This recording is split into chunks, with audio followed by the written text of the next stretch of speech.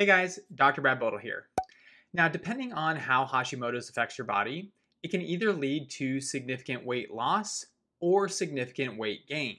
And if you've gained weight, you might have started to develop a fear of food, scared to eat anything due to the possibility that your weight gain problem could become worse. Now, we know that our thyroid function regulates our metabolism both through hormonal and neurological activity. And without these proper inputs, we can start to see altered glucose and lipid metabolism, which can lead to an overall decrease in our body's energy expenditure. Little side note here, keep in mind that most of our energy expenditure during the day is due to resting energy expenditure, which is the minimum amount of calories for maintenance and keeping our body alive. Other contributors to our total energy expenditure, like exercise, only make up a small percentage. And this is one of the reasons why, although I think exercise can be very helpful for people with Hashimoto's, even though many of those benefits are non-weight related, it's also the reason why we can't exercise ourselves out of these situations. So if you are struggling with your weight and your doctor tells you to exercise more, that probably isn't the answer.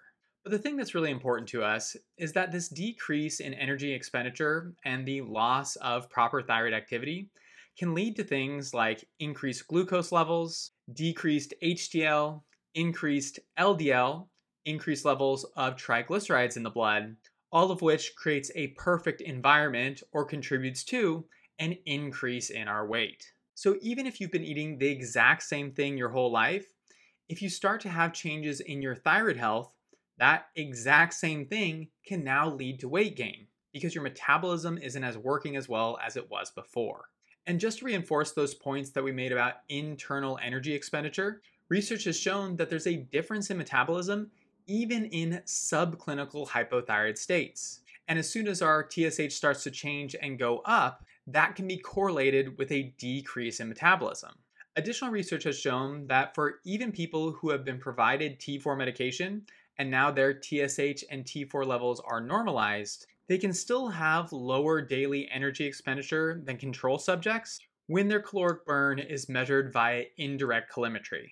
This is a reliable method of measurement for energy expenditure where we look at the oxygen intake for an individual and compare it to their CO2 output. This allows us a much better measurement of caloric consumption when compared to TSH, which is technically just a proxy measurement. This is all just to say what we already knew, which is that Hashimoto's changes the game when it comes to metabolism and when it comes to weight gain.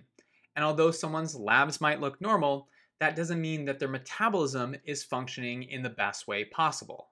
This is why I always like to remind people that yes, labs are important and they can help to guide our decision making, but they don't always tell us the whole picture. And it's also why I think it's so important that we correlate our lab improvements with improvements in your function and how you're feeling. So labs looking good is good, but at the end of the day, it doesn't matter if you don't feel better. But when our metabolism slows, what does this look like in real life? Well, we're probably going to fall back on things that have been successful for us in the past, but for most people, that's going to involve some sort of cutting back with the amount of food that they're eating. Maybe you cut back and the weight loss slows or stops, and you think, great, I've solved the problem. But if that thyroid function continues to worsen, eventually, the weight gain starts to pick back up again, and we get to this point where we think, I don't know what else to do, I can't possibly eat anything less. Well, as crazy and counterintuitive as it sounds, to help promote as much healing as possible and support your metabolism, if you've been dramatically cutting calories, you likely need to eat more. Even though your metabolism has decreased because of the decrease in thyroid function, that doesn't change the fact that your cells still need nutrition. And when you start to dramatically deprive them of that in an attempt to reduce some of the weight gain that you're having, it actually puts more stress on the system and can make your thyroid and your weight problems worse. This may not be what happens in the moment, but it certainly isn't going to help you long term. And even if a super restrictive caloric intake helps to stop that weight gain, it's likely going to prevent you from being able to get that weight off, and it's going to negatively impact your health, as we said, in a number of different ways. The thing is, to be successful, we need to keep two things in mind. And the first is we need to provide our body with the necessary nutrition. And that means that we can't follow these ultra low calorie diets for extended periods of time. But the second thing that we need to keep in mind is as we increase the food that we're eating, we need to make sure that we're choosing the right foods that help to support and heal our Hashimoto's. If we're going to get that internal energy expenditure up, our thyroid has to function better. And to do that, we have to take the pressure off of our thyroid due to the autoimmune activity that's occurring.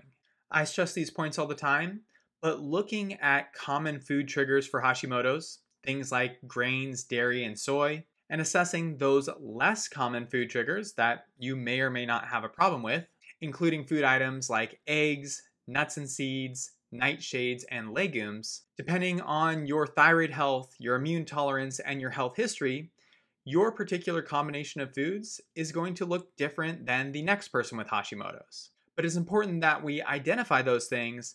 That way we can manage our overall inflammatory load and allow the healing of our thyroid to promote that better metabolic activity. If we can combine that with an increase in our overall food intake, forgetting about those 1,000 or 1,200 calorie diets, and instead getting closer to 16, 17, 18, 19, or 2,000 calories per day, that's going to deliver what your body needs not only for maintenance, but also to heal and recover. And it's going to have wide-reaching effects for the symptoms that it can help to improve. So, can you gain more weight with Hashimoto's if you start to eat more? Yes, you can. But if we choose the right things, eating more is also the key to your road to recovery. And although low-calorie diets might look like the only option that you have, restricting our nutrition in that way that most doctors recommend for us will never provide us with the solutions that we need. But I hope that you found this information useful today. And as I said, I know it can seem a little bit counterintuitive, but if we can approach our health with a more holistic mindset, that's when we can really realize that these things are much more than calculated calories. But let me know if you have any questions by leaving a comment below, and I'll do my best to get back to it. Also, if you like this video, but you realize you need more help, then I'd recommend signing up for my online course, Natural Hashimoto's Transformation. The course includes 8 modules and live support from me throughout. And it will give you all the information you need to completely understand Hashimoto's and also give you a clear plan of action. That way you can start making real change. In the course, I've helped women with Hashimoto's who are exhausted, frustrated, not getting any help from their doctors, and want to make changes but are overwhelmed by trying to do it themselves, start to understand their own bodies and make nutrition, lifestyle, and supplement choices with confidence. That way they feel energized, strong, start improving their Hashimoto's symptoms, and get control of their lives again. This course isn't for everyone, but if you are interested, send an email to contact@seattlethyroidhelp.com and we can find a time to talk over Zoom or on the phone to see if the course is a good fit for you. If you're not ready for the commitment of the course, there's still a lot of value and information available to you. You can watch any of the other videos right here on my YouTube channel. You can follow me on Instagram or Facebook for daily tips, strategies, and information, or you can grab either one of my free downloads, which are linked in the description box below. But that's it for this week. I love and care about you guys, and I hope that you're doing well with all of your changes. And if you do need any extra assistance, make sure that you reach out. If you liked the video, don't forget to give it a thumbs up, and if you haven't done so, make sure you subscribe to the channel. It's free to do and helps out a lot. But my name is Dr. Bodle. I hope you have an excellent rest of your week, and I will see you in the next one.